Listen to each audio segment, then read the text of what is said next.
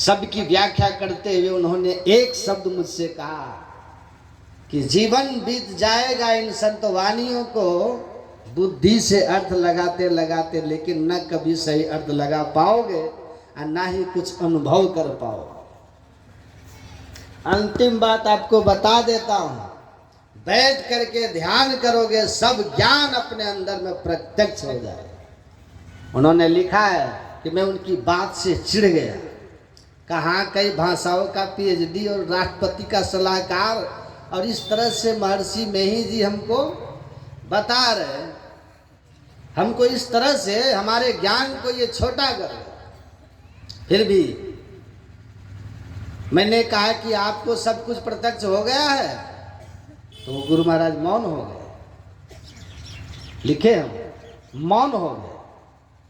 और उसके बाद जाने का हम लोगों को प्रसाद दिए और कहे कि अच्छा ठीक है जाइए।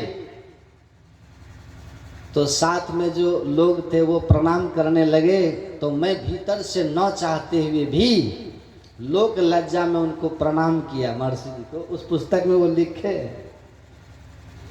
और जैसे ही उसमें बहुत सारे महापुरुषों से जो उनकी मुलाकात हुई थी उनका वर्णन किए हैं पुस्तक में। और कहते हैं जैसे ही महर्षि मेही परमहंस जी का मैंने चरण छुआ, इतना जोर का करंट लगा जैसे बिजली का बहुत पावरफुल तार छू दिया हूँ। मैं बहुत दूर फेंकाया था, जाकर के दीवार में सट गया। श्री सदगुरु महाराज की। तब महर्षि जी ने मुस्कुराते हुए कहा कि मुझे अनुभव है या नहीं, इस बात का अनुभव मैंने आपको करा दिया।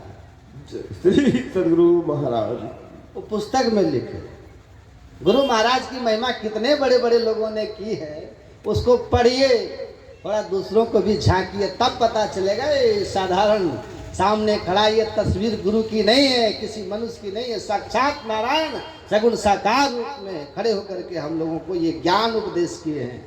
और मैं ही जो अनुभव ज्ञान हो, अनुमान क्या करे, अनुभव करके करे। ये जो कर रहा हूं वो सत्संग।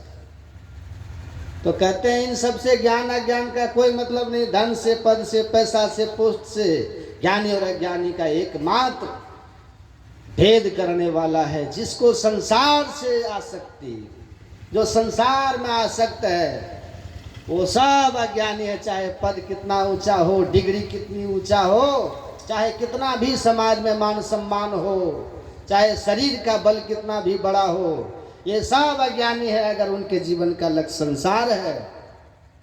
असंसार आसक्त हैं, और चाहे वो पढ़ा हो, चाहे वो अनपढ़ हो, चाहे वो अमीर हो, चाहे वो गरीब हो, महल में हो या